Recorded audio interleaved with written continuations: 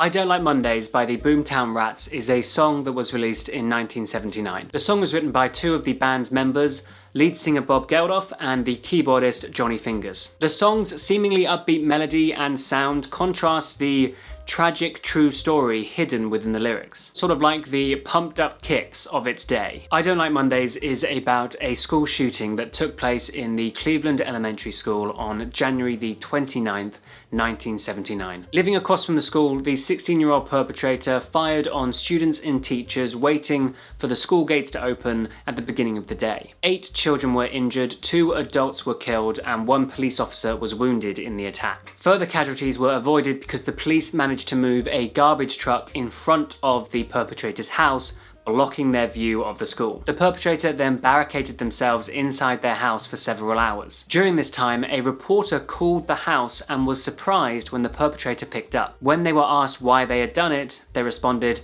"I don't like Mondays."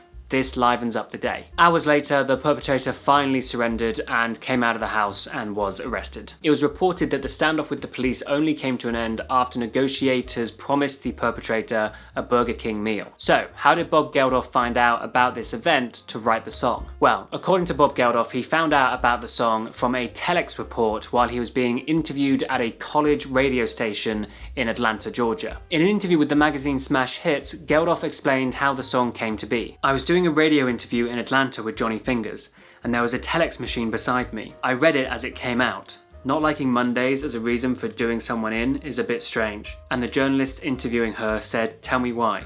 It was such a senseless act. It was the perfect senseless act, and this was the perfect senseless reason for doing it. So perhaps I wrote the perfect senseless song to illustrate it. It wasn't an attempt to exploit the tragedy." Lyrics from the song make explicit reference to the tragedy, including, of course, the title and the age of the perpetrator, and even the telex machine itself. The song went on to become a huge hit and was a #1 in the UK and several other countries across the world. Bob Geldof himself went on to become widely recognised for his activism. He organised the charity supergroup Band-Aid and co-wrote the song Do They Know It's Christmas, which became one of the best-selling singles of all time. Plus, he organised the iconic charity fundraising concerts Live Aid and Live 8. Bob Geldof even performed I Don't Like Mondays at both of these concerts, and apparently the Live 8 performance was a spur-of-the-moment decision by Bob Geldof himself. Also, during the Live 8 concert, he gave an impassioned plea to encourage people to donate, even dropping the F-bomb on national television, which back then was a huge deal. Let's go through the way. I think we're probably going to get the address first, aren't we? No, let's